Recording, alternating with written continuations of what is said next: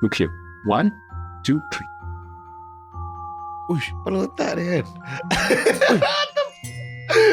Guys, So that's mentalism. No props. Nothing. Just using your brain lah. just using my hands. Yeah. Otak dia. Wih, ini real though.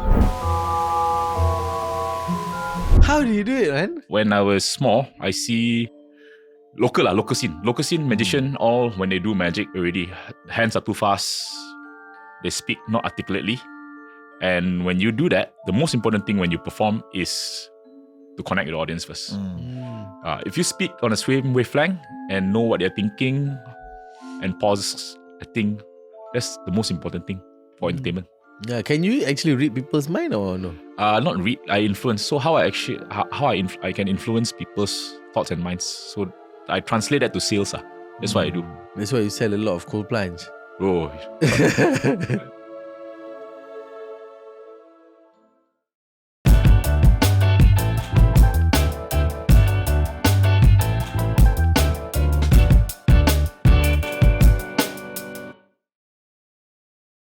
Assalamualaikum warahmatullahi wabarakatuh. Nama saya Ashraf Khalid dan bersama saya Ishraq Kamarudin. Selamat datang ke Apa Cerita podcast di mana kita mendengar kisah individu-individu yang berjaya dan menarik untuk dijadikan sebagai inspirasi dan teladan. Assalamualaikum semua. Alright, Wak. Yes, up. Today we have someone yang bagi aku extraordinary. Yep. He's not only a businessman, Yes. but he's also a magician and also a mentalist. Mentalist. What is that, up? I don't know. I mean mentalist is someone that can control your behavior, I guess. I don't know. Nanti mungkin kita boleh tanya dia lagi. And he's also involved with a lot of comedy stuff, Correct. you know, comedy shows. And he's involved with one of our previous guests, with his Harith Iskandar. Also one of Harith's best friend. And also at the same time, you know, he does business with Harith as well. So he's a serial entrepreneur, someone that I think we can all learn a lot from. Yep. And to be honest, I'm so curious and also cannot wait to Not to mention ada work dengan orang-orang yang kenamaan seperti Jay Chow, Oh yeah. David Copperfield. Yeah. International David renowned. David Copperfield, I saw his show when I was young. Yep, And yep, really blew my mind. Ada benda-benda, you know, terbang, ada audience hilang. Yep. You know, crazy stuff, bro. Yes. Yeah, so, you know, let's It'll be see. an exciting Yeah. session for today. Okay, so Okay, what? Let's introduce our guest today. Okay, without further ado, tetapi sebelum tu kita nak sarankan kepada viewer-viewer out there yang belum lagi subscribe ke Apa Cerita. Kita tengok dalam data banyak lagi yang belum subscribe. Boleh subscribe supaya kita boleh manfaat lebih ramai lagi orang. Lebih ramai orang. And kita boleh bantu kawan-kawan kita untuk juga berubah dan Dengan juga hashtag become a better person dengan hashtag Nak ubah member. Alright. Without further ado, Bismillahirrahmanirrahim. Today's guest is a businessman whose journey spans both entertainment and wellness. For over a decade, he carved out a name in Malaysia's entertainment scene as a magician and producer, bringing international acts to resorts world Genting. So semua show dekat Genting yang magic show, semua produced by our guest today, and even connecting with some of the world's biggest names in Vegas. His career in magic wasn't just about performances, it was about building shows, managing talent, and creating experiences that wowed audiences. Yes. Okay, in 2021, he turned that same entrepreneurial drive toward wellness, founding Warrior Plunge, which I'm an avid promoter as well. Yeah. And Now- the user, And the user and everything, we can talk more about that. apparently he gets better erection. I don't know about that, but okay. Now Southeast Asia's faster growing ice bath and cold therapy community, what began as small gatherings has scaled into thriving movement with thousands of plungers facilitated, partnerships with major brands and large-scale events, blending fitness, culture and resilience. Banyak orang yang dah banyak main pickleball juga would have known this brand Warrior Plunge as well.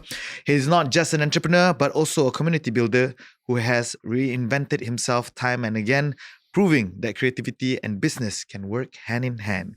Please welcome our guest today, entrepreneur, magician, producer, and founder of Warrior Plunge, David Lai. Thanks guys for a super opening. I was listening. Oh my gosh. Yeah. Yeah.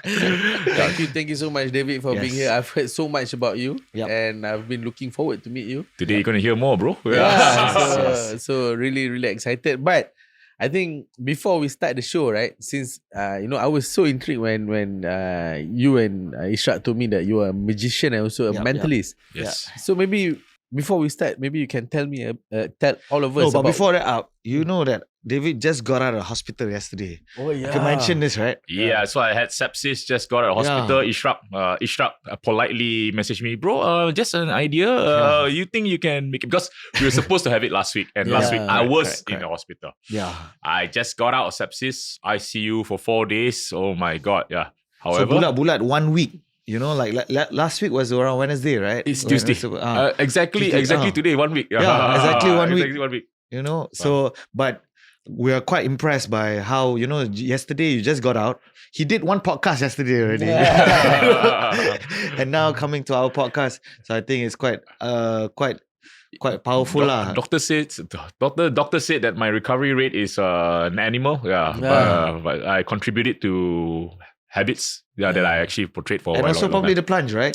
Definitely the plunge. Bias. Yeah, but I can attest to that as well because ever since I go plunge, I feel like I'm a bit more unstoppable. Oh yeah. Oh my gosh, I tell you. So this is a backstory. Yeah. So Ishraq's plunge had a pump issue recently, so we sent our team there. Yeah. Ishraq was like, "Oh bro, I know plunge today. How am I survive, bro?" He said that. Bro, how am I? I said, bro, how many days you no plunge? 1 day I cannot lah, bro. Because I bought it around February, right? That's I think right, I bought it around February and I've been plunging daily, every day. daily, He's plunged, the pump fell for 1 day. And then he called, my staff said, can I come on Monday? So it was a Sunday, there's empty. Then he said, bro, 1 day I cannot do. How? I almost texted, can I buy for you ice lah, bro? Because I was quite relying on it by that time. Yeah. So I'm really happy that the plunge scene actually went off like this. It's really crazy. I mean, being in two separate business. So they don't call me a magician. You're right, they call me a mentalist. So when I started my career, I was one of the pioneer mentalists in Malaysia. What is a mentalist? Yeah, exactly. Mentalist meaning that you don't use sleight of hand. Because when you do magic, everybody says hands are fast, right? Yeah. So before we start, you want me to actually show you what a mentalist is? So you trick people's mind, is it, instead of people's eyes? No, I think people wouldn't pay you to be tricked. People pay you to be entertained. So hence that the word trick is might be used for the common genre. But I actually can show you. Yeah, please. Okay, so one of the things that I should show one lah. I show and then one. you keep one throughout the podcast. Sure, of course. I'll just show one, and I actually brought this for you guys. There's no props to this, but this is an office, and I was actually well known for this long time ago. Okay. I'll show it to you. You like pelita? Do you mean nasi kandar? Nasi kandar. On the left.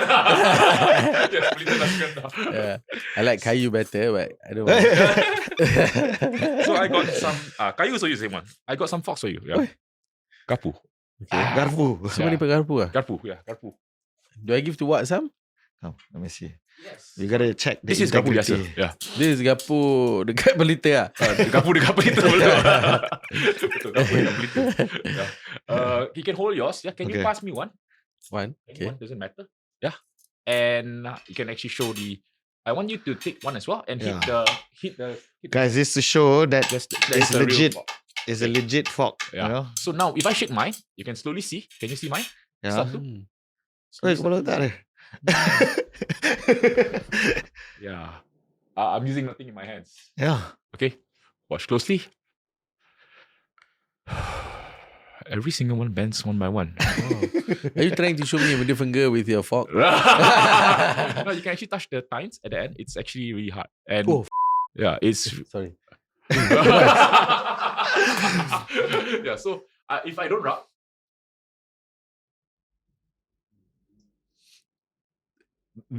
and if I use my eyes, this is my eyes.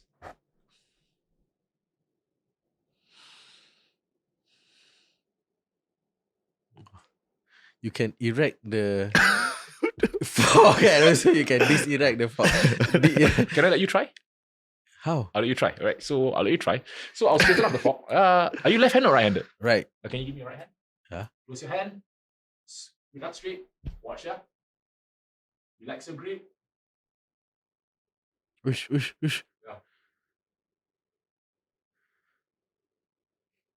Bro.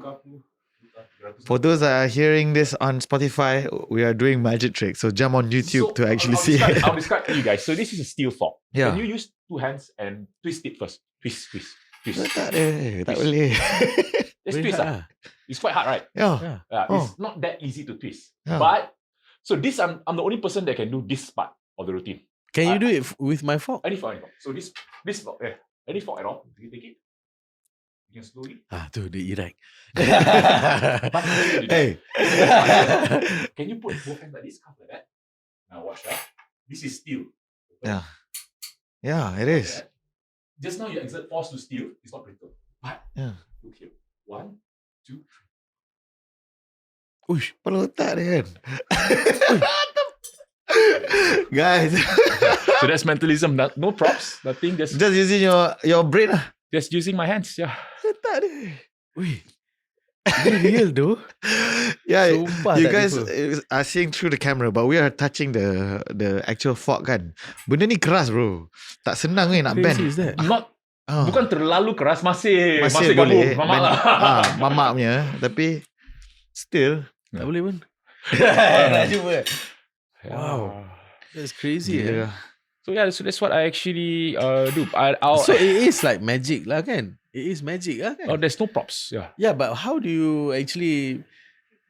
I mean, I don't know if you can reveal your trick. Okay, I mean, yeah, you so can reveal your magic, I'll but actually give you a souvenir. Yeah, the last one before we actually move on. Okay. A souvenir for Apa Cerita. So just now, a lot of people say, not many people carry this these days. But coins are. I don't. this is Real coins. Yeah. Yeah. You have coins, you can actually use your coins as well. Yeah. But Normally they I want don't to give think me they don't coins. I say carry I don't coins want. anymore lah. Yeah. anyone has coins, I will give you RM5 je. One to 500. 1 to 500 is quite good. Okay, so now I'm gonna actually take this and I'm gonna give you a souvenir. Yeah. If these are fake coins, I'm very good lah. No, it's not fake. That's fake. Can you take one and can you sign on one? Sign? Put your signature, your initial on one. Yeah. I want to sign lah. Why not? Yeah. And Ishraq, can you sign? Can you put your initial at the back? On the other side. On the other side, yeah. Great. Pass me back the pen. And the coin? No need. Make sure the ink is dry. Dry? It's dry, right? Okay. So can you pass me the coin? And you can actually see. Can you take one more coin yourself and pass one to Ishraq? Now some people can actually do this. Another one yourself. 2 hands with leverage. I want you to try to bend it. Bend the coin. Yeah, try to bend. Memang tak boleh. It's very hard, right? Yeah. Of course lah. Okay. Unless I'm a machine lah. Shazad. You see, they feel it. Huh? Electric. Right? Bro, coin man. So he felt it. Watch. If you close it, squeeze it. He felt the electric shock. Why? Yeah. Open your hand. Ush. The whole coin is bent. Yeah. It's either you have magic or you are just super strong, bro. No, bro. No strength. Bro, it's a coin, man. Yeah, And he so the bend coin. it. So that's Bro, and this is the coin that I I signed. signed and he signed. Yeah. Betul. Dia tak boleh nak ada another coin ke or whatnot, right? Yeah. So a lot of people say that I switched the coin, so that's why I should sign. So this is a metaphor. So every time you think something's impossible, look at the coin. Itulah. Okay. Okay, so nothing's impossible lah. Almost. Okay. Yeah, but so that's mentalism. As you can see, said no. So what I do is like I was used to call the naked magician. Why? I don't carry anything. Ya, langsung tak ada apa-apa barang. Tu lah, dia boleh kat mana-mana je buat kan. Ya. Kat pelita pun boleh. Ataupun siapa-siapa yang ada coin pun boleh. You can do magic anywhere. Tak perlu coin, tak perlu apa-apa. Tak perlu lah. Whatever is do. Even But is this something that you started when you were young? Yeah, I started this when I was young. Actually, for mind reading, it's actually quite good. Oh, you can do mind reading also? For you, okay, you're both intellectual people. Yeah. So it's going to be hard to read. Yeah. But let's try this. Let's try both of you. Name me a number from 1 to 10. Say it out. 8. 8. Okay, 8 is a lucky number. Yeah. Do you want the first number before 8 or the first number after 8? Before. Before 7. So random choice, right? Yeah. So my percentage goes lower. So 1/10. Then after 1/10 goes again 7, right? Yeah. Look, this is black. This is red. We're gonna throw away 1. Do you like black or red? I like black. So we throw away black. Yeah. And there's diamonds and hearts. Which one you want? Diamonds. Diamonds. We throw away diamonds. Everyone you pick, we throw away, right? Yeah. Oh. Yeah. True. 7 red hearts, right? Can you take my phone? My password is 777.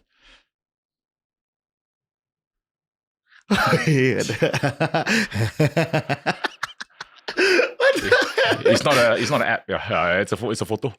Where did you take this photo? Today at Yeah. 10:31? Yeah, 10:31. You were here, bro, at Yeah. 10:31. That's right. Minum masa dia buat This is a photo. Yeah, this photo. Oh, screenshot. Oh. It's a photo. Yeah. At 10:31. Yeah. Now just for context, now it's 10:47. Just for context. Bro, baca ayat kursi ya Allah lah. You ada hantu ke? Tak ada hantu. Tak ada hantu. Hantu tak pakai iPhone. Gila, bro. That's crazy, man. Yeah. So it's stuff like this that you don't use any things. Tak, lepas tu dia buat macam, oh, susah sikit, intelligent apa jadah. Dah ada lah. How do you do it, man? But this is what I trained since I was young. Because when I was small, I see local scene magician, all when they do magic already, hands are too fast. They speak not articulately. And when you do that, the most important thing when you perform is to connect with the audience first. If you speak on a same wavelength and know what they're thinking and pause, I think that's the most important thing for entertainment. Yeah, can you actually read people's mind or no? Not read, I influence. So how I can influence people's thoughts and minds. So I translate that to sales. That's what I do. Yeah. That's why you sell a lot of cold plunge. Bro, even for, I always tell this, yeah. If I pass you the company, how many people in your contact list will buy first? So first 10 close friends. Then after 10 close friends, what's going to happen? It's going to be hard, Yeah. True. It's going to be hard to sell a cold plunge company. It's going to be hard to sell a cold plunge unless you're totally obsessed with it. Yeah. Lepas tu tak murah, bro. Yeah, It's yeah, quite, I understand. all above 10,000 for the viewers' knowledge, right? Yeah. And you sell how many per day? You told me last so time. 1 to 2 per day. So when we started off, there was no brand to the company. So it was just a plunge. Because why? I say impossible is going to sell lah. Kawan baik nak beli, okay lah. Kawan baik. Alamak, kawan baik beli, pergi rumah dia. Taruh Coca-Cola dalam. Taruh Coca-Cola. Untuk sejuk kan? Like this lah. Put the Coca-Cola can inside there, everything. Like become peti sejuk. become peti sejuk. It's because just for the sake of supporting a friend that starting new business. I said, why you put all your Coca-Cola can? No. We having barbecue. Like, I'm having barbecue. You can use the thermos, the bucket So right now, so the company is only started last year February. Just so you know, prior to that, there was no brand. No brand No brand at all. It was just David sell. Lai Sponge. It was okay. Plunge. Maybe not David Lai's plunge. It was just David selling plunge. David. Force us to buy. It was actually me doing community event.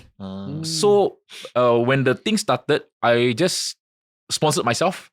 Every weekend there was ice bath event. Yeah.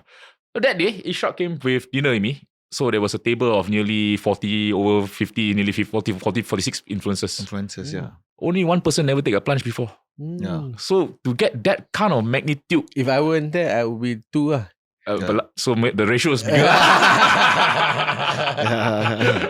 Yeah. But to get a total seating with everybody putting up their hand to say that they have done a cold plunge before. If you pass me back 2 years ago, it'd be impossible. Impossible, bro. Yeah, really. Yeah, amazing, Impossible. And I think it also attributes to your community building. Yep. I think that is also the things that we can learn from, Yeah. especially for But business. before that, right, I want to Let's go back. Want to go back to the start. And How of course, did people David become David? and of course people know you as a face of the warrior plunge now. But let's rewind. What was your childhood like, and what kind of environment that shaped you to be the person you are today? In nutshell, my mom is the ex-headmaster of Asunta High School. Asunta, yeah. My dad is a maths teacher. Yeah, so obviously when you have two teachers, you come out a magician. You have to find ways to escape. Yes, that's correct. Yeah. You have to magic yourself, disappear at night. Guru plus guru is equal to Ali Sulap. Ali silap mata. It's like- So after that, I had a really good childhood. But unfortunately, I played chess. Catur. I played chess for Malaysia. Catur. Really? Yeah, Catur. So in chess, no girls like chess players, bro. Why? No Not cool girls. lah that time. Nerd, bro. Is that what you said, unfortunately? Yeah, unfortunately, yeah. So I picked the wrong spot. They go for the basketball, football player, football player, badminton player. Catur lah, Presiden Catur. Yeah, Presiden pula Catur, siapa nak? But the right girls, they go for the brain. They go for intelligence. Yeah, after the right girls only come after 25. That's true. At the age, Right girls only come after 25. at the Not age when you you're don't 13, get. bro. Not when you're 13, 15. Yeah. They go for all the wrong boys first, then the right one will come. Betul. That's why I had a good childhood. So you're the football player and the basketball player. I adapt. see. After 25, I play chess. Before that, Never too late to learn. So after high school, I went for national service. Program Khidmat Negara. After Program Khidmat Negara, during that time, I was interviewed for Petronas. Beasiswa Petronas for petroleum engineering. So I took up petroleum engineering and under Beasiswa for UTP, University Technology of Petronas. Oh wow, in Perak there. Perak, Trono. Wow, that was the most suffering time in my life. Why? My class only had 4 girls. This class is a 5-year degree program. Oh, boys, how many? 70? Oh my god. But because you want to understand, it's an engineering Yeah, program, bro. You engineering. can't, with this kind of bias lari. engineering program, usually only the hard-headed girls will go into this kind of fight with all the boys, bro. I'm not saying they're bad or what. Yeah, just saying that in high school you see, college life, university life, yes. Yeah, finally gonna get Bro, girls. you Melbourne. Where were you? I was in Okay. Nottingham. Nottingham and Melbourne cannot compare to Toronto lah. You compare to Toronto. Cannot. The only entertainment we did was a mak-mak, bro. Yeah. Oh. KFC pun tak ada. Yeah. When I was in Nottingham, the ratio of men to women was 1 to 20. 120. Every 1 man, there's 20 women. Wow. What course you a good take? life. No, in Nottingham. Nottingham City is known for that. Oh. Even when I pass by immigration dekat UK kan, bila masuk London, masuk Nottingham. Good times. Good time. You boleh tengok muka immigration dia macam, good times. How far is Nottingham from London? 2 hours. 2 hours. I should go there. I don't know. Just rub salt Let's into my go wound. back. Let's go back to Trono. No. I mean, maybe you can just go to Nottingham for holidays. Holiday. Yeah, my degree program is the scholarship, bro. If I don't hit the CGPA, I will be thrown out. But yeah, during that time I realized that I can't do this. Yeah. And I actually so that time I was quite stupid. I was very angry for my parents because they didn't have the money to send me overseas. Very comfortable life.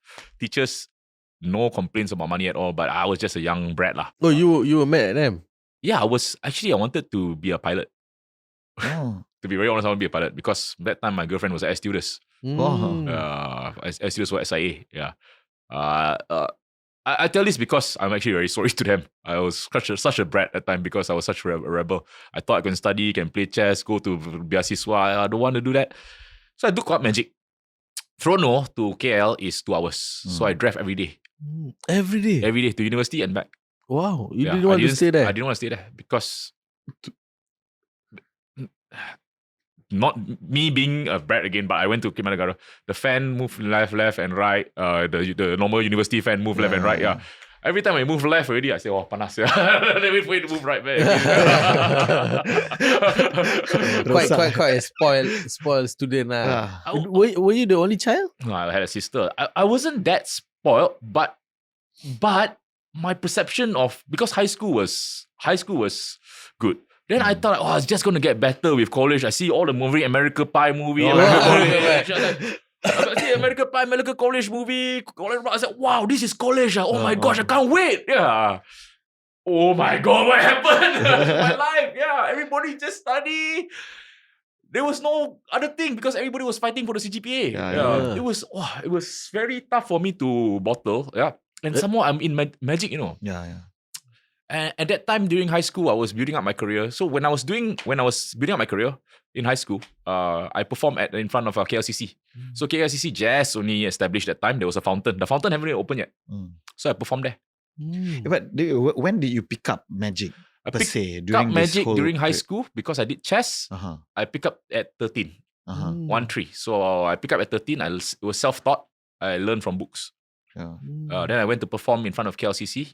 During high school, During high school, I took a bus there, performed there. Why? Because that was the hot place with tourists.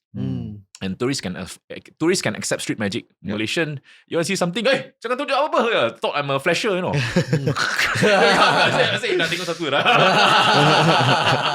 Really, thought I was a flasher. Yeah. It was quite crazy because the KLCC, if you say to people, at the time I didn't know, I'm young, 13, 14 years, nak tengok sesuatu lah. Tak nak tengok. Everybody say tak nak tengok. I think, why? Kenapa tak nak tengok? And then that story, the KLCC? After I performed at KLCC, then the Star 2, a reporter was there. He took a photo of me performing and interviewed me for a while. I didn't make much of it. 2 weeks later, I was cover story. And at that time when Facebook wasn't popular, neither was only had Friendster. Back those days, 2004. Oh, 2004. At that time, if you're on the front spread of a newspaper, it was a big thing. It was a big thing. Of course, If your I front think you spread, celebrate ada cake semua. no, I didn't know. So I went to the pasar, the pasar, and then I saw, people recognize me. Yeah, and I said, okay. That's when I started getting shows. That's when I started getting corporate gigs. I didn't have any shirt, anything. So I wore my father's school t-shirt. The long sleeve shirt, formal shirt. Perform, and that was when I started performing. That's interesting. I was forced to perform. Yeah. And how did you feel at that time when you were performing? And if you don't mind, I want to ask you, masih buat kat KLCC tu, how much did you actually earn at that time? Do you remember? Kosong. Oh, nobody gives money or anything? As Asian culture, when people offer you tip, you say you don't need the money because that time, someone offer, but you tak ada buka untuk no, I wasn't a busker. So I understand what you're trying to say. I put up a hat right there and perform. It wasn't my intention. My intention that time was to practice my craft. Just practice. So when I was practicing my craft during that time, I did not accept tips because you wanted to perform for them. And if they accept tips, you feel guilty because you're thinking that you're actually doing it for money. Yeah. At that particular time, because the thinking still young. Then and busking culture isn't popular in Malaysia. You very hard to see buskers in Malaysia. And buskers, if they put up a hat, I doubt a lot of people will actually put in money like Europe or the UK. Yeah. So after performing already, I went to university. Started performing. There was a magic restaurant in the Sunway Pyramid. Magical theatre restaurant opened by my friend. Started performing there. And my big break came when Nokia came to Malaysia and brought all their Egyptian counterparts to Malaysia. They needed a proper, educated, English-speaking magician. You were the only one probably at that time. No lah, don't say all the other magicians are not educated, but to be articulate, to speak properly with language and depth while you perform, it's not that easy actually. It's actually not that easy. Yeah. Especially if you're for a crowd of highly intellectual people, you can't go in and tell them that you're smarter than them. You got to go in, hey, I'm just starting off, but I'm going to do my best. And then everybody will be cheering on. You got to know how to approach the crowd rather than go, hey, I'm going to show you something, it's going to blow your mind. Then they see, this young gun, oh my God, let me catch him. How you approach the people is very important. So that's how I built up. And Nokia brought me there. They liked the show so much, they extended the show and they brought me to Egypt. So they brought me to Egypt. So my first trip to Egypt, I went to Egypt in November or December, I think 2008. I took an X-ray of my friend whose leg was broken. And I submit to the university. I took because during November or December is my final exam. So I showed them that I had to take leave. Because you broke your leg. A fracture. Broke maybe extreme. Broke maybe extreme fracture. So I submitted to the university. I went to Egypt to perform. Oh my gosh, that was crazy. I never know Egypt was -2. I only brought this kind of clothing. I went there to perform and they liked it. And Philip Morris International hired me. Yeah. So I took up French in university because they have to take extracurricular subject. Then I started performing in the Middle East. Wow. Right after university. So were you making a lot of money doing this? The reason why I went to the Middle East instead of other countries was, if you remember 2008, 2009, ringgit was pegged at 3.8. Ringgit was pegged at 3.8. So if you were to perform as a performer, regardless of where you are, and you were to get 10,000 ringgit, it's dollar for dollar, $10,000. So I was making about $8,000 to $10,000 a month. Wow. $8. But mind you, I was in a foreign country without translation, without internet, alone, and I was performing 7 shows a week. 7 days a week. Oh, quite a lot of shows, No break. No break. So very stressful. Stressful, but at that age, we all know we are still animals. At that age, you're still animals. But when you were a magician, right, did you finally get the break, girls? Yeah, I get breaks. I think in these 3 of us, there's 2 persons still single. Yes, I did get my break, but it wasn't because of the magic. So I do realize. So at the start, put into perspective. This comes from maturity. People don't care what you do until they like who you are. You can be the best magician in the world, but if they don't like you, then people won't come to your show. People just won't come to your show because they're lazy to see what you have to perform. So the first step is to at least be likable on stage. Once you're likable on stage, then applause will follow. So that goes the same thing with magic for social settings. At a setting like this where you have 2 guys, 4 guys, and maybe 1 girl, never approach the girl first. Approach the guy. Oh, really? Because if you approach the girl first, all the guys will actually try to catch you. So always approach the guy first, show, and only if the guy say, "Hey, show my friend," then you go. Get the buy-in from you the get guys the buy-ins first. So how do you approach the crowd? Very, very, very, very, very. It taught me a lot. Like at a party, if you see this table, ada this one hot girl, you don't go to the girl first. Go to that You table get the beside. buy-in and then the from the applause the other guys side. first. And then they'll bring you this side. Yeah, exactly right. So how to measure the temperature? Okay, so David, when you pivoted into becoming a magician and mentalist, what was the moment that you knew that magic wasn't just a hobby, it could be a career? So I went to Egypt. So I'm a little bit hustler. After I finished my graduation, my last paper. You did engineering, right? Yeah, petroleum. So after my last paper, I took my backpack, one backpack, packed my clothes, and went back to Egypt. So you didn't use your engineering punya degree sangat, or did you? Did you go into any career with engineering or straight away magic? Straight away into magic. My internship with Petronas was short-lived. Short-lived. But after the last paper, I went off to Egypt. Found with one backpack, only one backpack for myself. Went there, the passport. Found an event company and started working for big events there. Because it was 2009. So 2008, my first time. 2009, went there. Earn US dollars. Then I saw Vodafone was one of the biggest providers there, for telco providers there. I went to pitch to Vodafone. So I was at a Vodafone event. I saw the CEO. Pitch, perform. That time was really hustler. Perform. Went up to where I had a personal meeting with him. I said, there's no magic show in Egypt because at that time, if you're Egyptian and you perform magic, the notion of some of the crowd is haram. Oh. Yeah, literally. Guna setan macam tu lah. Yeah, the thing is haram. The thing is guna like the ada hantu. Ada hantu. Oh, really believe? They would laugh, bro. Confirm hantu. So since I was there already, so at that particular moment, I branded myself as a Japanese. Because Malaysia and Japanese earn higher. They can't. Oh, you can brand yourself as a Japanese. I didn't know. That's a magician, bro. Bro, I tell you, if you go Middle East, everybody will say to you, ni hao. Oh, really? I'm going to tell you that. Every single person, if in a mall like Mid Valley, in Egypt, okay, somebody steals something, all they need to say, look for the Chinese guy. Or look for the Asian. You get caught that time, really. Oh, really? It's like, you get caught. Yeah, really, you get caught. Very easily caught. So I branded myself as a Japanese. Why? Simple. Where are you from? You say China. That time they're still looking now in China. Okay, at that time. At that time. You say Malaysia. I also want to say Singapore, actually. I also want to say Singapore. But Singapore also, they also not very familiar. Japan. Oh, Japan. Very good. Because Egypt loves football. And they love Japan. That time Japan was the World Cup. They were going up. They were going up really, really fast. Yeah. Yep. So I branded myself as a Japanese. Earn significantly more than a Malaysian. Earn significantly more than a Malaysian. Yeah, if you have a Mat Salleh come here, you're from the US or Ukraine.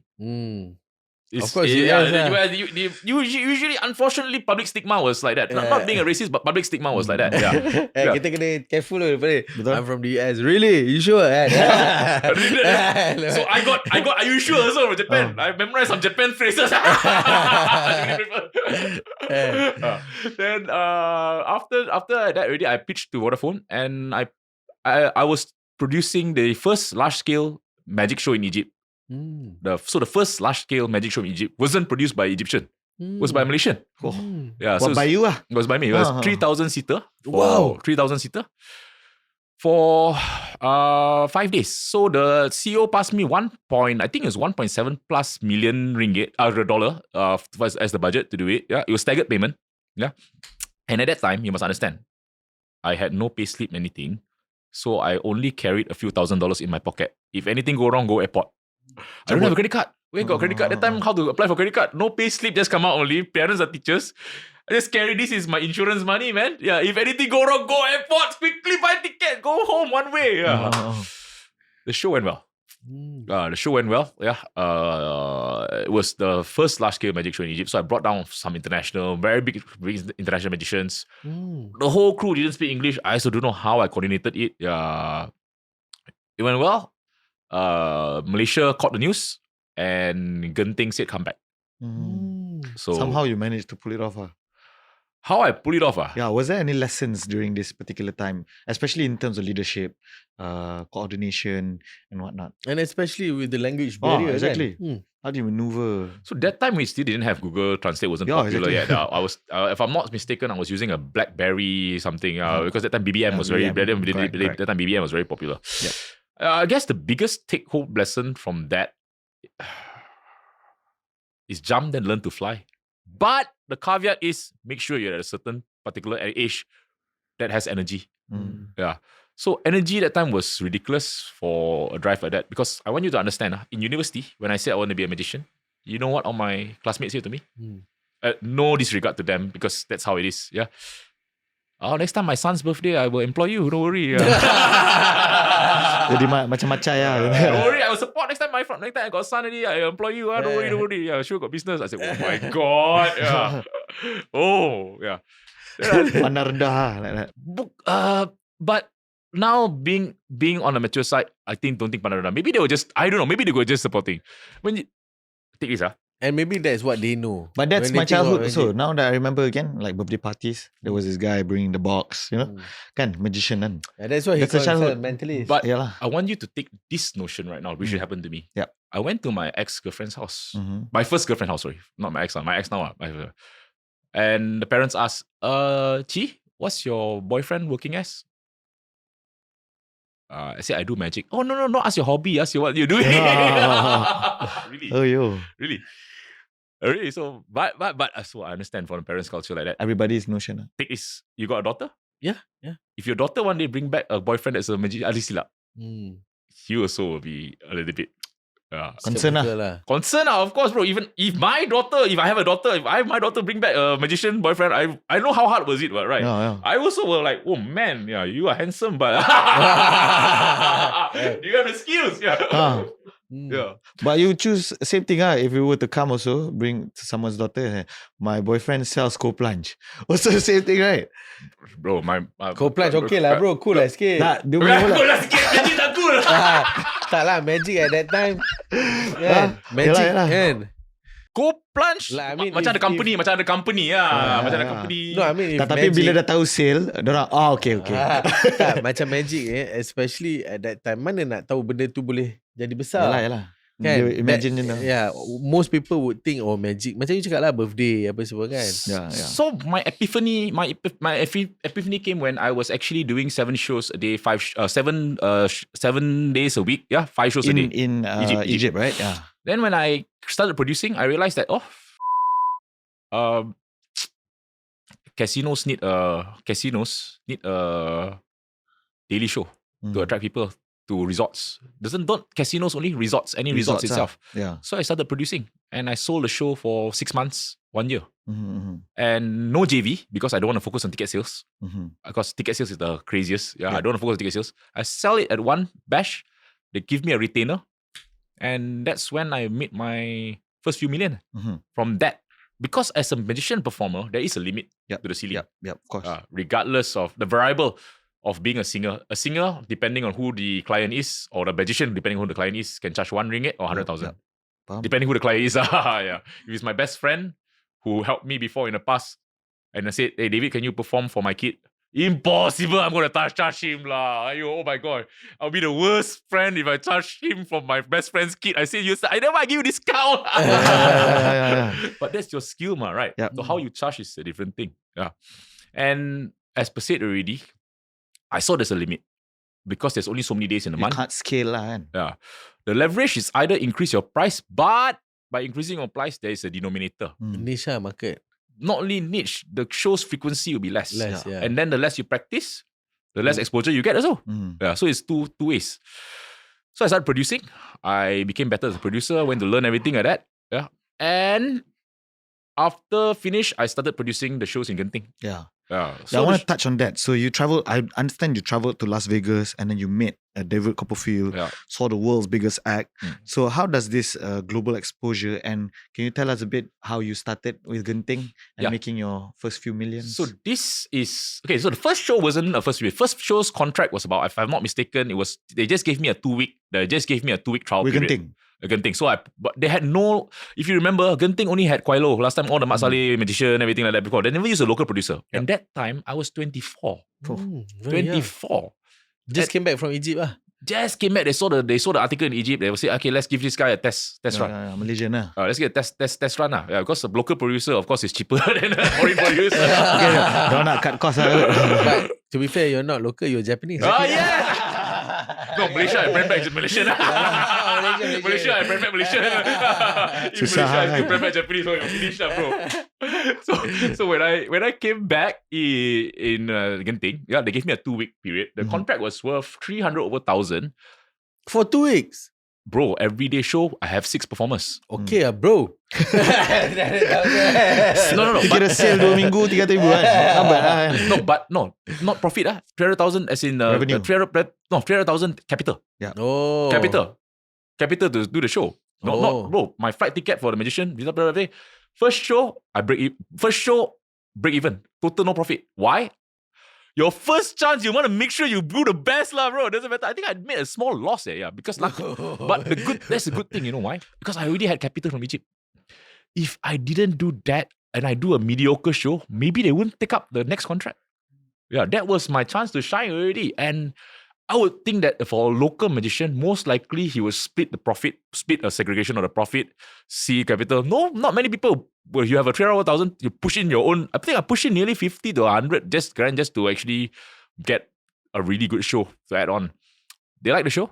They signed me up for 6 months. 6 months, then 6 months became nearly 2M. Yeah, 6 then. But with leverage, because I got 6 months, a lot of performers overseas, all the best performers overseas, don't like to find shows. Some people just like to stay in a hotel. At night, got one show, finish, then after that, can do whatever they want the whole day. Dream life, you only perform for 10 minutes a day. Yeah, after that, food provided, everything provided. When you got leverage of 6 months, their fees get smaller. And your profit get higher. You sell the lifestyle lah, right? I sold the concept that you come to Malaysia, I will take care of you. I will take care of you. I brought every single super magician that came to Malaysia. From Cyril, Takayama, Blaine, David Blaine? Yeah, Blaine came to Malaysia, Statement Negara. Wow, you brought him? Yes, I was there for the backstage. Everything did, In Malaysia, if you want to look at a producer that knows, because you must understand, a producer is a producer. But when a big name come down, they see a producer that is a renowned magician. They know all. He said, he knows all my inner workings. Very easy. Your setup for stage. Not easy to set up the stage, the trapdoor, everything, whatever. They give the technical rider. A normal producer wouldn't understand, the technicalities of it, Say, I want this. I say, you're doing this routine. Say, you're a magician. Okay. Then because I'm very... Oh, you have an advantage there. Yeah. A superior advantage. Understand the craft. I understand what they want to achieve and the methodology, both. They don't have people here pula kan? That's... They have can easily send a manager down, but the cost of it is exponential. But cutting down that cost from Genting side, I please Genting, and their side I come down to Malaysia, I don't have to spend my own money to have 6 months. My own manager, I cut down one person every month, 15,000 ringgit. Yeah. True. Betul? Yeah, which is accumulate to nearly 100 grand. And they see that, okay, great. So with that, 2000, I called my show Superstars of Magic. So I brought down all the superstars from Europe, all the superstars from all the superstars to come down. It's like how to say, a superstar badminton Titans, tournament. Like superstar badminton tournament. You bring all the superstars, come play, let the audience watch. So that's what I did. I did a competition. It's like a competition every night, so the audience get to vote. It was very well received. That one in Genting. In Genting International Showroom. Is it always full, the shows? It doesn't matter. Because Genting's model is that they need an attraction to bring families up.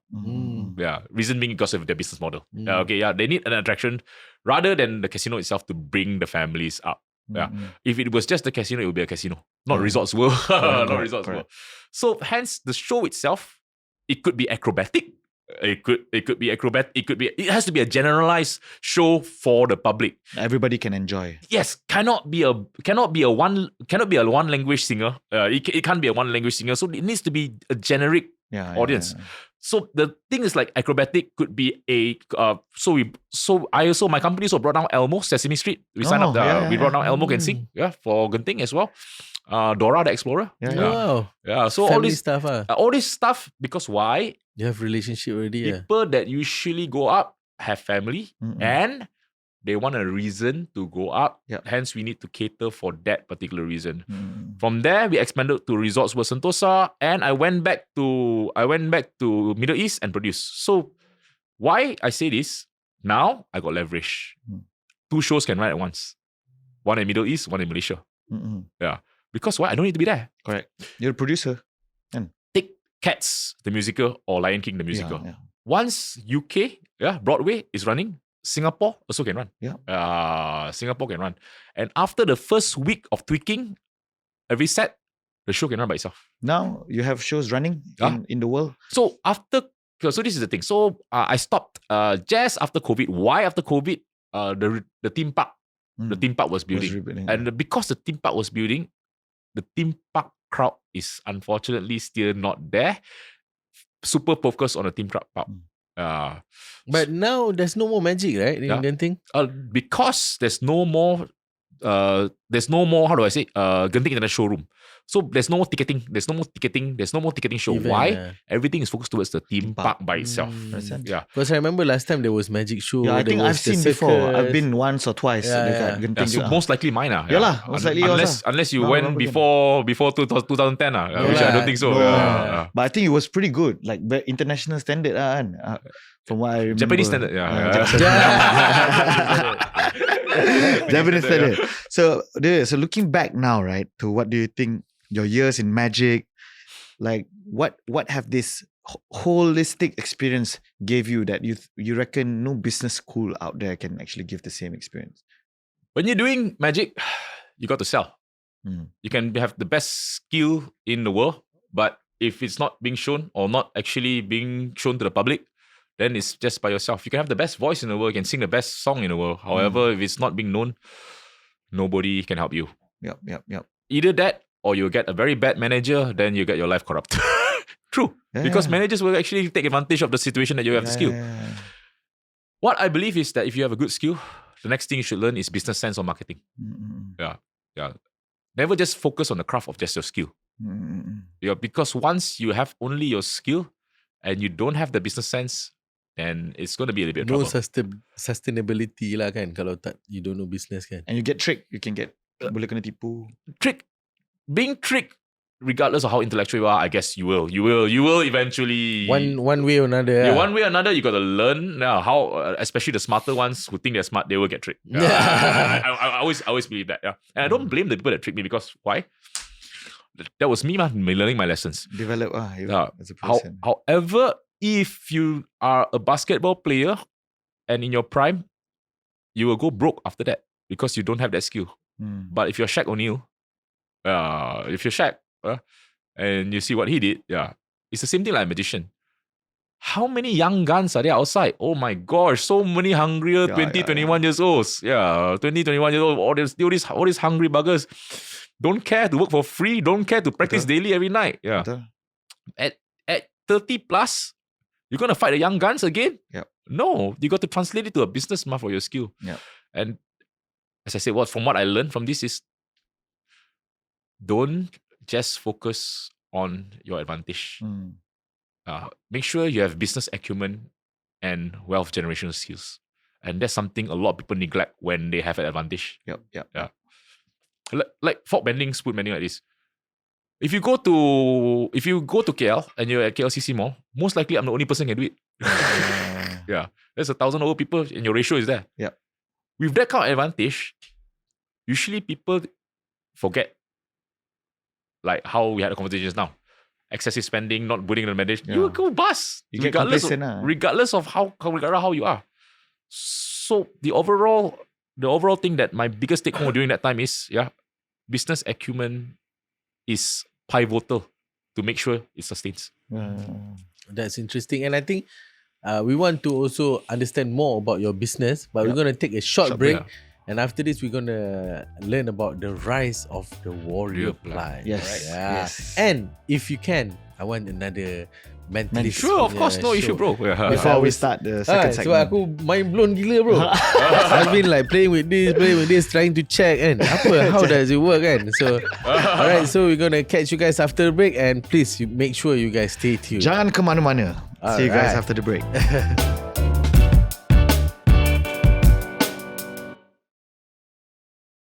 Alright, welcome back to Apa Cerita with David Lai. Yes. The mentalist. And Warrior Plunge founder. But aku tengah excited pasal mentalist. No, because during the break we were talking about it. Like off camera. I asked David, how you actually do it? And he said, it's actually mine. So aku cakap, betul. It's not a trick, because like sometimes when magic kan, dia ada macam trick methods and like, you know, how you do it kan. Tapi dia cakap is mine, which I think is very, very interesting. Because of course for us, we believe like our mind is so powerful that we can do so many things. But this is like literal and like, you know, bending. Untuk korang yang mana luar sana yang selalu follow kita dekat Apa Cerita kan, kita selalu cakap yang the power of the mind. Everything happens twice. Once in the mind, second kan. But I said, but we were fighting. Asha was telling you, bro, you know he did all this trick with his mind. I cakap, yalah, we believe what? The power of the mind. But this is literal. So we're like, so how? So we let, before we start the second segment ni, kita biar. Before we go to Warrior Plunge, after this Warrior Plunge. But you promise also one more trick, right? No, one more trick, one more mind game. One more routine. One more routine. I'll actually show it to you. This is quite interesting. Yeah. I see you covering like that. Do you have a watch? Yeah. Can I have your watch? Yeah, sure. Yeah, cool. It's a Fatih watch. Can you turn it to Patek? Can you turn it to Patek? Okay, it's not the right time. Not the right time, is it? No, not the right time. Not the right time. You want to fix it? Never mind, it's okay. Yeah. Now it's your watch says 7:11 lah. Yeah. 7:11. Wow. 7:11. Yeah, happens to be you punya apa? Vincent Tan will be your ni kan? Speaker. Okay. Sekejap. Yeah. Can you give me a hand like this? I'll put the watch inside. Close your hand. Tight. Name me a number between 1 to 60. 1 to 60. Yeah. Okay. Say it out. 58. 58. Yeah. 1 to 60, 58. Give me another variance. Yeah. 47. 47. Yeah. Okay. Both numbers are almost the same. But can you give me another variance that not so same with 58? 33. Huh? 33. Okay, 33 is good. Yeah, right. Let's go with 33 then. Yeah. Okay. Because 58, you can't see the difference. If you go 1 hour, it's almost hit the same spot. You get what I mean? You see the same spot. So put your hand up like that. So just now 7:11. We move it 33 minutes back. Will be 33 about minutes back. 11. We move it 33 minutes back. Will be about 40 plus here. Open your hand. 33 minutes back. Oh my God. Yeah. You change my... Yeah. Can you change to now? I don't know why. 7, 11, 33 minutes at the back. Yeah. 6. Okay, so I don't know 42. if you guys can zoom in. Oh. Yeah, so it's 7-11 now. Now it's 6:30 plus. Yeah, Yeah. yeah, which is 33 minutes back. Yeah. Yeah. 6... 38. 38, 37, yeah. yeah. 33 minutes back. Yeah. Wow. Can you change the time? Can Okay. you reverse? No, real time. Oh, if I can That Bro, one too not much. from heroes. Yeah. So now I'm not sure. So that's one thing that you can actually use. So whatever, because if you said 58, you cannot see the difference because 1 hour. Yeah. Yeah. Okay.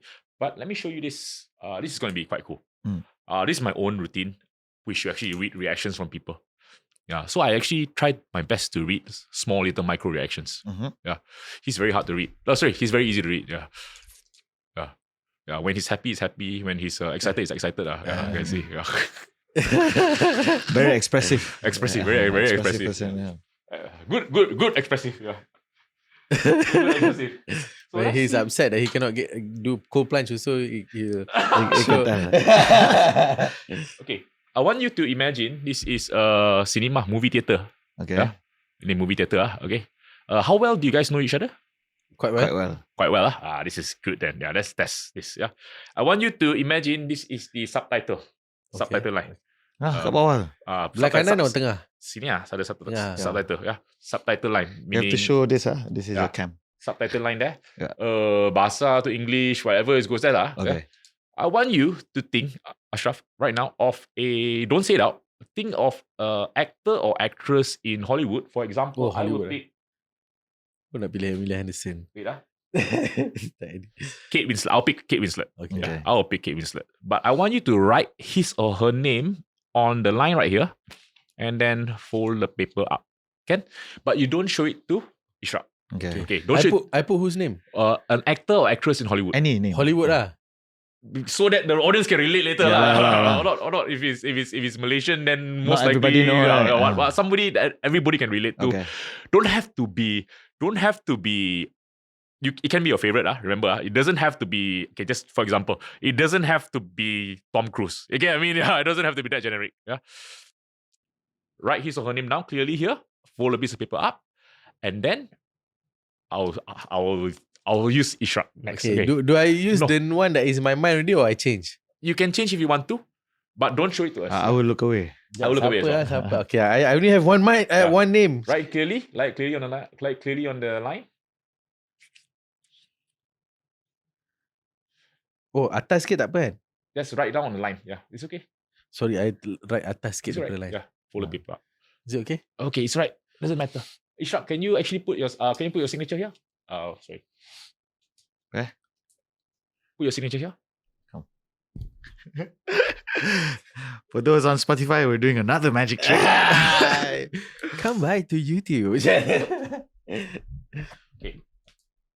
And last one is. Okay, you keep it there. Yeah. Aku tak tahu kenapa aku tak boleh fikir Okay, orang lain. the reason why I actually asked him to write it down, you can't see through the paper. You can't see the yeah. paper. Yeah. The reason why I asked him to write it down instead of think, because if you think, always jump. Always Can jump. change. Yeah. Always jump. Okay. And Ishraq, last one is for you. Write clearly on the line and then follow people up. Tu siapa? Team apa? Right. This example, Tom Cruise. Yeah. Oh. I'll teach how it's done later. So I can write Can I see? write anybody. No, you cannot see. Yeah. Write anybody. Write anybody. Just anybody at all. An actor, actress in Hollywood. Okay.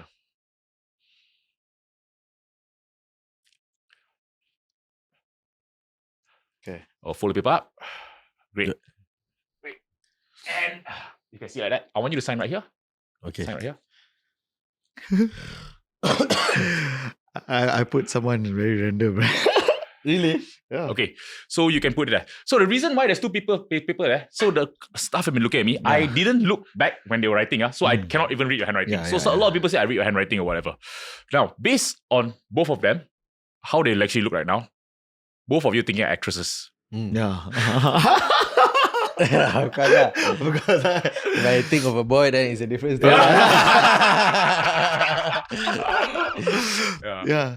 Oh, you think both of the actresses. Yeah. Okay. So now this is gonna get a little bit nice. Yeah. Okay. If for example, I want you to think right now. If you think about, let's say for example, Leonardo DiCaprio. Let's say Leonardo DiCaprio. I want you to think about the first movie that made him or her famous. In that case, Titanic. Yeah. Can you think about a movie? Oh man, I don't remember her movie though. No, it's okay. If you can think a movie that she acted in, never. She. I can remember. Yeah. I can't. But can I Google? No. If you Google already that, but when you picture her, you picture her as an actress only. Actress. Yeah. You can't picture. You don't even know a single movie. I can't remember the movie. I know name. a lot. You know a lot. The one I picked, Maybe one of them, but the name Okay, you don't remember the name, but you remember the movie. You remember. Just play the movie in your mind. Yeah. Just play the character in the mind. Don't have to remember the movie Okay, name. got it? Alamak, Old I movie? tak ada. all. Princess Diaries. Oh, And Hathaway. Is it? yeah. Anne Hathaway. Princess Diaries. Yeah. Princess Diaries. Yeah. What random man? And Hathaway. Oh, you talk about Anne Hathaway. Yeah. Accidentally. No, it's said okay. it. Yeah. But Princess Diaries, what the Scarlett Johansson. Yeah. Yeah. Scarlett Johansson, but I don't know the movie. Black Widow. Yeah. Gila bro. Yeah.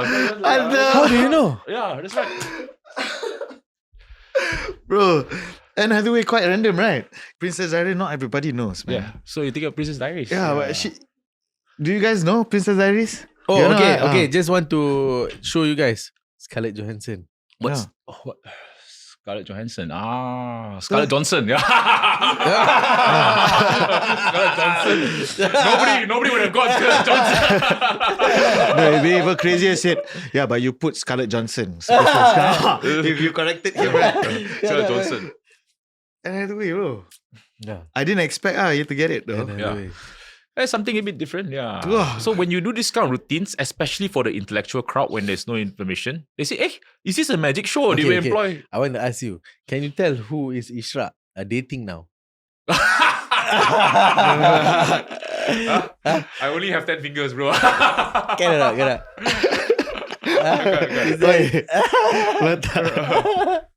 Not yet, bro. Oh, good answer. Yeah. Okay, let's move on.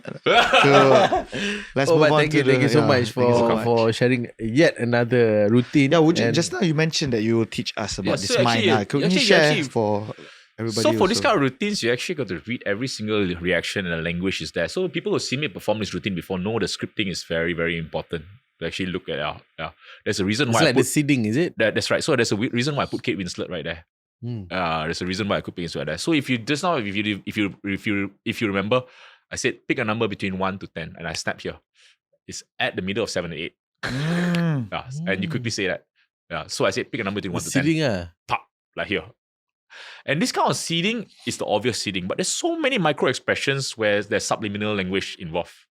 Crazy, bro. So, for example, I just said that, okay, red and black, which throwaway one, which one do you like? So, I actually push up my hand like this. Which one do you like? Yeah, but you can't see. There's a distance like that. So, you pick which hand. Wow. Yeah. But all this small little micro seeding, not easy to learn. And because it was not easy to learn, hence my employment rate last time went up. But I just want to know, are you good at poker also? Yeah, I play poker. I went to a Triton series poker in UK. Yeah, I played in the $1 million poker tournament last time. Yeah, but very close to the poker community. But do you have an advantage there? Unfortunately, poker is a skill that needs to go in depth by itself. Reading is just not enough, but knowing the cards and everything else, it's a whole different ballgame. I can play, but not to a world champion level. But do you have an advantage to if I normal play people? between regular players, most likely advantage. It's just like how do I put it in a nice way? It's just like being good at maths. Just like being good at maths gives you an advantage when you're when you're at a maths competition. Yeah. But being good at maths doesn't actually put you good in a specific segment of maths. You get what I mean? The specific segment is totally different thing. You can rap, but most likely you can't jazz. Yeah, I understand, but Correct. mind blowing ah. Tu lah. And I think this is the first time I see someone yang betul-betul depan mata I buat this kind of. If it's in Malaysia, I think it's only me. Yeah. If it's in that's why. Malaysia, most likely it's just me. Yeah, that's crazy. Crazy, man. And I hope more people will start to know about this, and I hope to see you in more places too. Yeah. And you and your groups of magicians and For this, I've actually... So my dream last time was to perform only when I want to. Not perform when I needed money. Yeah. So that was the dream. Now you're living the dream. I would assume. Yeah, I'm very pleasured to be able to show you for the first time. And your first experience is like I took your virgin trip. Yeah. you take a lot of people's virginity. Virgin in cold plunging, virgin in magic in front of of ourselves, amazing, right? Yeah. And I hope you don't leave the craft, man. I hope you continue and build more younger generation with I this do. craft. So I do teach right now. Harif and I teach. Harif teaches comedy. I teach magic. Etc. So that's what we do. Together. Yeah, that's cool. Now let's see how this magic translate into business. How do you use magic into business? Right. All right. So David, in 2021, you mentioned you founded Warrior Plunge. Yeah. By that time, it was just Plunge, right? Yeah. Just So David's plunge. can you take us back to those early days, and what was the very first session like, and what was your biggest challenge in starting this up? So I started the Plunge when I was actually a little bit depressed. So I actually lost my fiance at that time. That time, but you must understand, although it was a magic company during COVID, there was no business. But I had cash flow because my company was quite successful. Yep. So there was cash flow running, but relationship broke down. And after that, I got a little bit depressed. I thought that, I did so many hard things in my life already. Just went to Egypt alone, started a bit. You must understand, starting a magic business in Malaysia to make it into $1 million company is absurdly hard. Absolutely hard. It's a non-existent market, right? Correct. It has never been done before prior. So when it has not been done before, you got to create a benchmark and not know the route of how to get there. Yeah. Because as a magician, only a performer, it's nearly impossible to get to $1 million revenue. Yep. Nearly impossible. You calculate the shows also, every month, 100,000 so cannot get. You get it? Hard to scale lah. Very hard to scale. And it's not every month you get, every weekend you get 20,000 ringgit shows a month. But I think this is not just magician. It's also like, all this other showbiz to get. But magic even harder. Even harder. So hence, I want you to just take this analogy. The highest paid entertainer in the world is, Oprah Winfrey. After that, Steven Spielberg. Yeah. And then the third billionaire is David Copperfield. Oh, magician. David Copperfield is the $1 billionaire magician. Yeah, okay. So, after doing so many hard things already, I said, I'm invincible. I took this into a good company and everything. Then I got depressed and I was introduced to the co-plunge. So that time I lost my hair. I was totally lost my hair, lost my drive. And I was an overthinker at the time. And I was alone because of COVID. Couldn't actually meet people. Yeah. So the one thing that actually I got introduced to was the co-plunge. And when you're in the co-plunge, especially really cold waters, not sub temperatures, your mind just goes at peace to calm the storm. The reason why I actually started it was to train my mind to be calm in chaos. Because that time it was chaotic. So every day with a 3-5 minute in the plunge is training your muscle, how to actually calm your mind. And at first I thought it was just one thing I would try. And then it got better. When it got better already, I started doing public events. That time is already COVID. I have 2 best friends. I call them one sakit perut, one K. The Asian the Asian culture of going into a plunge was not accepted very much. Oh. If at 2021 or 2022 prior COVID era, you told your parents you want to jump into ice water, they say, hey, gila lah. You want sakit lah. You want to get sick lah. Betul. You want to get sick lah. Especially during COVID time. No, you keep warm. Yeah, keep warm. First response will always be, dangerous ke tak? Oh, you know what I mean? First response is you want to get sick ah. Yeah. Sick dangerous. Yeah. You're going in to actually strengthen your body, but the first question is you get sick ah. Yeah. When I was starting out, I didn't have any plunge anything. I only had a peti oren peti, peti. Orang meniaga tu pakai. Orang meniaga. So every time the ice come in, all my neighbors thought I was selling fish. Hey, anak you jual ikan ah? Because every day got ice coming in, they thinking either this guy doing some organ transplant, whatever, or what? Why got people every day got ice in the house? So I started off that. Then I started off events. So the events I started off with the pool, the plastic kids pool, put ice inside there. Yeah. Everything was funded by me to create a small little community. For a business like co-plunging, you have when the trend is not there and the information is not enough for the community, especially for the country itself at that particular moment. That particular moment, nobody was doing plunging. Yalah. Yes, the trend is in US already, everything, but people always tell me, but that time the trend in US, everything really got right. I said, that time also Tesla in US. But when Malaysia don't grab it, nobody will use a Tesla here. Yeah. But in 1 year, everything can change. Yep. Yeah. In 1 year, everything can change. Yeah. One day, suddenly, Tesla everywhere. Yeah. But at that time, they already adopt Tesla. Yeah. Correct. The same thing like plunging. Yeah. Even though it was adopted by other places, it still haven't come to the Asian normality yet. Yep. And when it hasn't come, man. Education is risky because education at the wrong timing equals you can go bust. A person can come in next year and do the same thing because it's the right timing. They get it. Yeah. So luckily I had another business supporting. So if it was a startup, if Warrior Plunge was a bootstrap startup that couldn't do events at the start to not burn money, but to educate the community and to create the community, then it will go bust. But I also realized one thing. Nobody will want to come to a co-plunge event on a weekend in the morning. Man. But you always do it weekend in the morning, bro. Now. Now is they dah tukar culture, bro. Yalah. Bro, this is magic, bro, to change the culture. So we did a women's event. 2 weeks ago, Angeline was that did the women's event. There were 100 over girls coming on. Bro, dia punya event all hot girls, bro. No, why hot girls? I have to tell also. Yeah. The it's not that okay. I like girls, but it's not that. Okay, but let me change the sentence.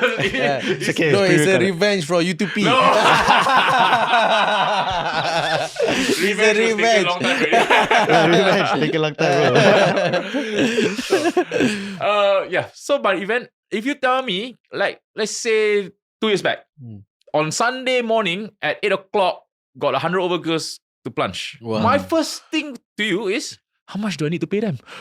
Yeah, what? Right, yeah. How can you bring 100 over girls to co-plunge in the morning?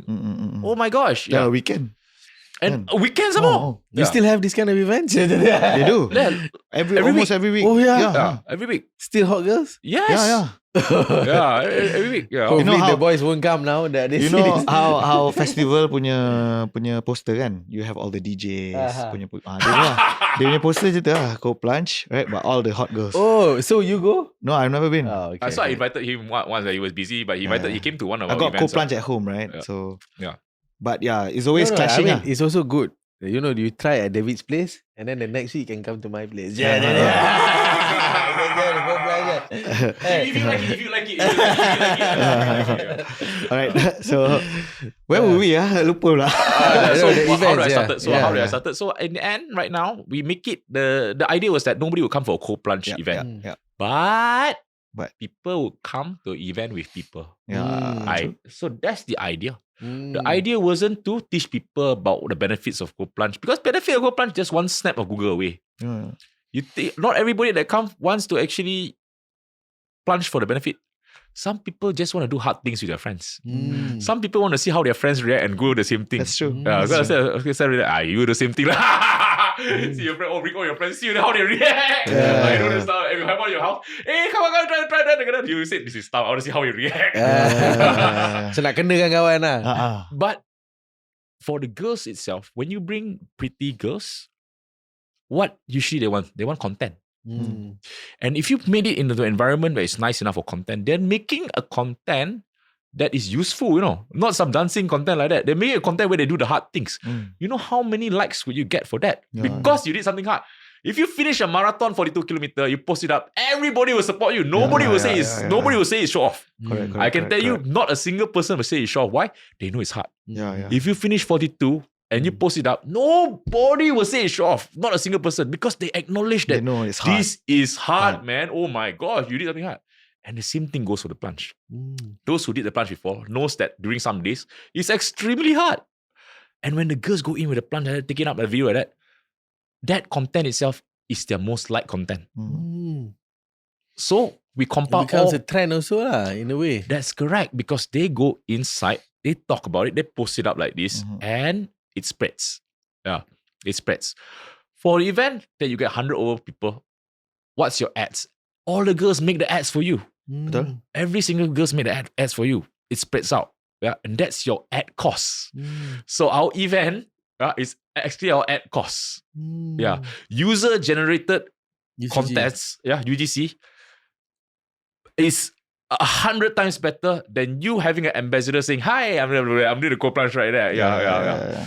Going to install the plunge, like how I go to Ishraq's house, going to install the plunge as a founder to the place itself. I take that initiative. I really take, because if you want to buy a co-plunge, most likely I want to get to know you. Yep.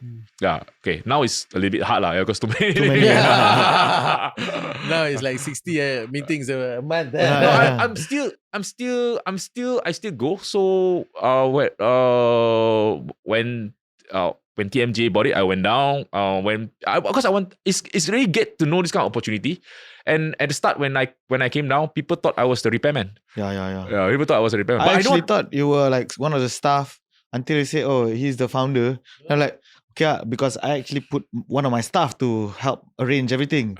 Then bila dia arrange, then I got to know he's the founder. Then I took the initiative to speak to you directly, right? Yeah, because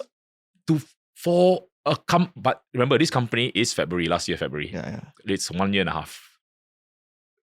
You guys are in business. To achieve this kind of revenue, you got to be obsessed. Yeah. To achieve this kind of revenue, only one bottleneck: the founder. For those that don't know, the revenue is $500,000 a month. For your company. Yeah, to achieve that, we took about nearly a year plus. So it's slowly from 10 plunges. 10 plunges is about 100 grand, and slowly went up to 250. The peak only came for 500 when we started putting luxury plunges. And when the luxury plunges, we don't have to sell frequency, we can sell quantity. Yeah, so hence you don't have to sell too many. One plunge is 10, a luxury plunge is 25. So hence sell 2 is go to 5. So hence this is a no-brainer. Yeah. But for the public to accept the luxury plunge, the portable plunges must come out first. Has to come out first. You have the luxury or the portable? She wanted to upgrade. I got the portable, then I said, "Bro, you didn't tell me you got the other option." They say, "Hey, bro, you want to upgrade?" Kejap lah. Bro, that's intentional. No, I didn't. He asked me first, so I didn't. I asked, bro, you didn't tell me you got this one. I said, no, that's intentional. He asked you to buy the cheaper one so that you can upgrade. At the time, he bought the most expensive one. at that particular time, the most advanced. He bought the most expensive one.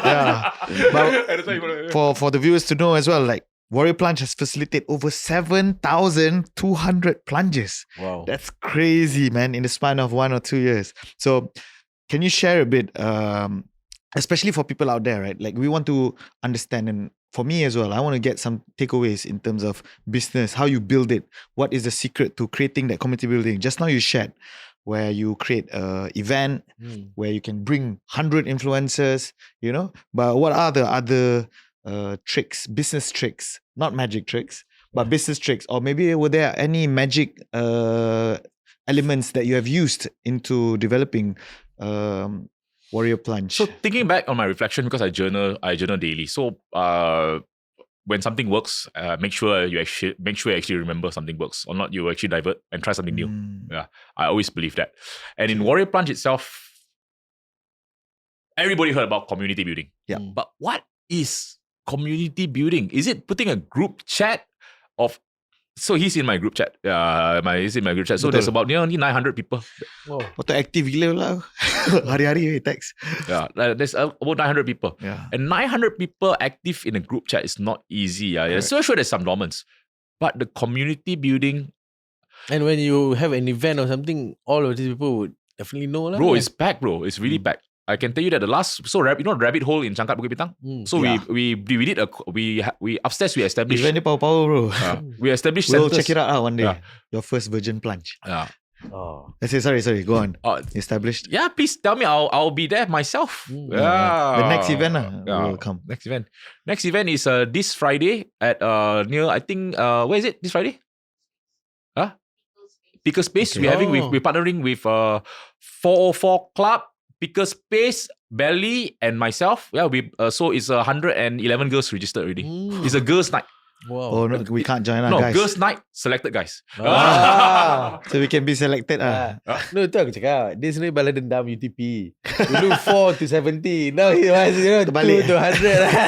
Balas dendam Okay, why this formula works is because when you're actually at a 9 to 5 job, especially at the age of 25, 26, 27 above, the only way, if you have been working so hard, the only way to actually meet other people are from events. True. Yeah. Meet events. And the events that happen usually are not conducive. Yeah. When you have a co-plunge event like that, you know what? All the guys will suddenly, hey, can I take a video for you? The girls are like, I'm in a co-plunge. Who's going to take a video for me? I didn't meet my sister. Okay. I'll take a video for you. Two phones. Oh, I said, why 2 phones? How do I airdrop? Oh, my airdrop broke. What's your number? I've seen this so many times. So that's how you do it.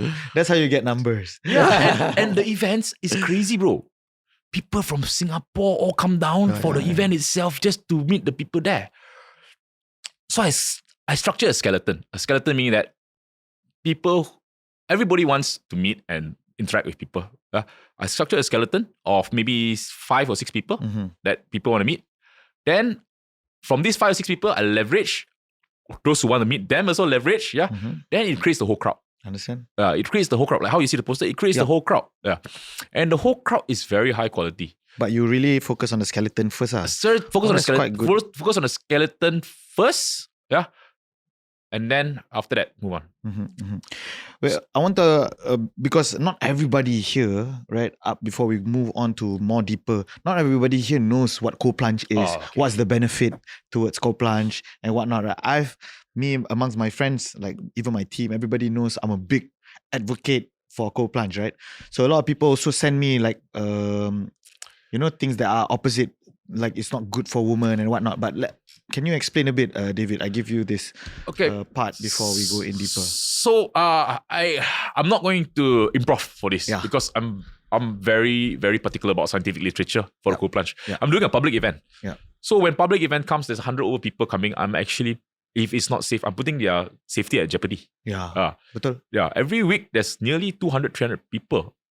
What's the odds of me getting into trouble if it was not safe? I will be in the worst business, man. To every week expose myself to risk, even if there's a small risk. But for all my events, it'll be crazy to put myself into that kind of risk just for that kind of profit ratio. So what's co-plunging by itself? Co-plunging by itself, there's 2 benefits for it. Co-plunging is actually going into co-immersion. Co-immersion is water. Yeah. There's also cryotherapy, but we're talking about water this time. Going to water, submerging your body, neck level, below 15 degrees Celsius. Anything below 15 is considered a co-plunge, 15 degrees. And when you actually go into the co-plunge, the 2 main benefits are physiological and physical. Yeah. The physiological benefit is that if you every day do the hardest thing in the morning, most likely your day will get easier. Yeah. That's what he does. That's what he says all the time. Yeah. Most likely. Because I want you to understand that even doing 100 push-ups a day, the compounding effect for a month is there. Yeah. At our age, we will know. Yeah. But it's not about 100 push-ups. It's what's actually dominoes after next. By doing 100 push-ups, most likely the next thing you're not going to eat unhealthy because you want to stack up. That's how the body feels good. By starting something hard in the morning, Habit stacking. Whether it's a run, whether it's a sauna, whether it's what, it just puts your body into place. Cold plunging, the advantage of it is that it doesn't take long. Yeah. That's the good part of cold plunging. 2 minutes is most likely sufficient. However, the benefits are enormous because you feel that runner's high after 5 kilometers. You feel that big dopamine boost after just 2 minutes. The caveat is not as easy. Not many people can take it. The pain tolerance of everyone is different based on their life experience, based on whether they can actually accept heat, based on their fat composition. But how you tolerate the cold, is how you calm your mind in the storm. So that's the first part, mental. The second part is that, obviously, for recovery. Now I have the data. Recovery as in muscle soreness and so forth. Why? When you go in to warm your body up, your core temperature cannot drop down. Your core temperature can never drop down. Why? A little bit drop, hypothermia. A little bit go up, fever. A fever is just less than 1 degree. True? 1 degree up, you already got a high fever, 38 plus. You already got a high fever. So your body temperature, actually core temperature cannot change, much. So when you go in, your whole body forces to warm itself up. Your blood vessels, capillary, expand and contract. That's why it's a little bit painful. Why? It suddenly expands and contracts. Your heart goes into zone 2. 100 and 105 for those beginners. Your goal is to calm yourself down so that you can assimilate with the cold or the stress. It's not to tahan the pain. It's to acknowledge that there is pain but still be calm. And that is brutal training. Correct. It's a mindset training also. It's a mindset thing. It's not to tahan at 0 degrees. Anyone, my friends, if I dangle there 5 million ringgit, I put 5, I don't want. So that's why I say any. If I put 1, maybe some people decline. 5. So any. 5. If I put 5 million there, I say 3 minutes, they will bite their tongue and bleed. They will still do it. They will do it. But that's not the goal, right? Because it's not a superhuman feat, but it's not to tahan the cold. When you do that, and your blood circulation goes up, your body naturally secretes dopamine and serotonin. It gets, you know why? When your body withstands something, a stressor, your body rewards itself. Betul. The hard way. The hard way. Not by delayed gratification. And when you do that, you feel great. So why do people buy the cold plunge? So at first when I started selling it, I thought it was for recovery, sportsmen, whatever. People buy the cold plunge to change their state. Waking up early in the morning, the percentage of you waking up with not such a good state is quite high. Because anything happened last night. Baby could be crying, you didn't have work stress, anything like that. What's the one goal you want to have in the morning? To feel good. That's the goal. Everybody here wants to feel good. That's why drugs are rampant. Drugs are not there to make you feel high. It's to feel good. It's to feel better. And the cold plunge acknowledges that. The cold plunge does that for you, albeit you have to go through pain and suffering first. So imagine, with a device like this, to actually cultivate the fact that you have to go through pain and suffering first to get pleasure or to get a good feeling, that resets everything. Right? That resets your mentality as well. So hence, that's the cold plunge itself. And it doesn't get easier, man. I've been doing it daily since February. Until now, I dread going in every morning. Why do you go in? Because you feel good. I want to feel good. That's right. And after I go, that's how you start your day. Nice. Okay. We are almost about to end our podcast already. But I want to ask you, you've lived multiple lives. Engineer, magician, student, magician, producer, and entrepreneur. If Warrior Plunge ended tomorrow, what legacy do you want people to remember about David Lai? I always have my own opinions on legacy because I only live once. So when I'm actually 6 feet under, most likely I wouldn't care what people say, right? But if the notion that you see, a lot of companies try to build communities. But I can tell you, nobody can fight with a founder that's obsessive. I'm totally obsessed with the plunging. I come from a different background, magic, but I do the plunging daily. I go and install it at my client's place. Yeah. Anytime there's a problem, I'm one text away. Yeah. So, And I'll ask my staff, don't even tell them my staff. I'll gladly take it. My legacy, if there's one thing I could impart, is protect your energy at all costs. Yeah. Hard work pays off. Yeah. At the start, I was always thinking, once you work hard already, then later on you can relax. But if you enjoy what you're doing, oh my gosh, yeah. The one legacy I bought is David was a hard worker and work hard. Do hard. Because you enjoy it. Yeah, You it's do. passion lah, kan? Passion, not even passion. Yeah, because when I was starting off, Plunge wasn't my passion, it was my obsession. Yeah. When you're obsessed with something like this, you actually monopoly the market. Just both of you, I just met you, and I know Ishraq already. Ishraq knows me a little bit longer, so you can see. I took two different genre of market segments that nobody want to enter. Magic and co-plunging. yeah. Co-plunging. So at first, when I did magic, I thought it was luck. I really thought it was luck. Yeah, maybe nobody want to do it. Maybe nobody want to do it. You do it properly, differently, then maybe can. But co-plunging was a different animal, bro. You have a 11,800 ringgit product to move, Yeah. And you can't sell it via ads. Because if you do ads on Facebook, anything, you're burning cash. Sure. The ratio is 1 to 1,000. You get me? Right? Yeah. When your ratio is 1 to 1,000, it just doesn't make sense to have that kind of thing. Yeah. So yeah, if you actually want to sell, you have to sell the dream first. Yeah, you got to work extremely hard. And a lot of younger people these days, because of the VCs, because of the tech companies these days, feel that there's a shortcut. So hence my legacy is actually you still really need to work hard. The working hard culture is dying off. Yeah. All right. So maybe your last advice for our audience on how to be the best version of themselves. Yep. I usually tell myself this, because I'm not sure when I give advice whether it's right or wrong. But my own advice to myself, always, there's one big quote in my room. How you do something is how you do everything. How you do anything is how you do everything. Yes. How you eat, how you walk, how you speak, just translates to everything else. If you're with a smart person, how they see how you treat people, that translates to everything else. So, by being the best version of yourself, just take into context, everything correlates. Wow. Amazing. Thank you so That's much, really David, good. for being here and sharing your story.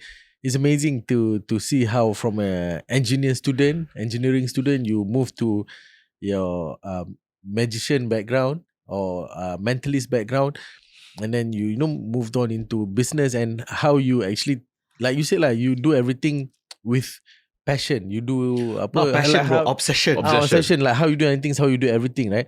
So Yeah. I can see that in everything that you do. In fact, you were called in by Genting to come back because not many people are on your caliber at that time. And when you do Warrior Plunge, to be honest with you, David, I didn't know Warrior Plunge because of Ishraq.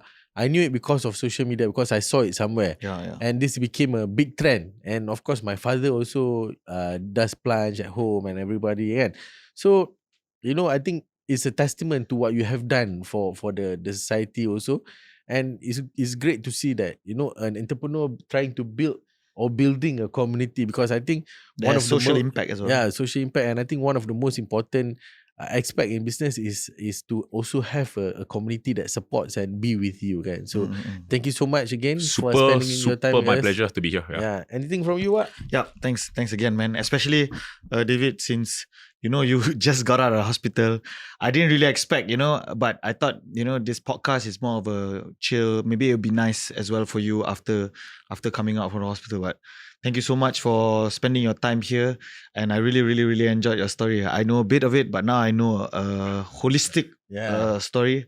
It's crazy, and it's even nicer to share it with everybody, your story. But it's crazy that I can, it's mentalist and also co-plunge. Both are like crazy best punya story kan. Yeah. Thank you. Appreciate it, brother. Yeah. Thank you so much. Yeah. Thank you so much. Thank Hopefully, you so much hopefully our friendship will just blossom after this podcast. Yeah. Thank you, brother. Thank you. Alright. Thank you so much. And to everyone, thank you for watching. Hope you guys enjoyed the show. Yep. And make sure you guys subscribe to Apa Cerita. Correct. And hashtag nak ubah member. And inshallah, we'll see you next week. Alright. Thank you very much. Assalamualaikum warahmatullahi wabarakatuh. Assalamualaikum warahmatullahi wabarakatuh.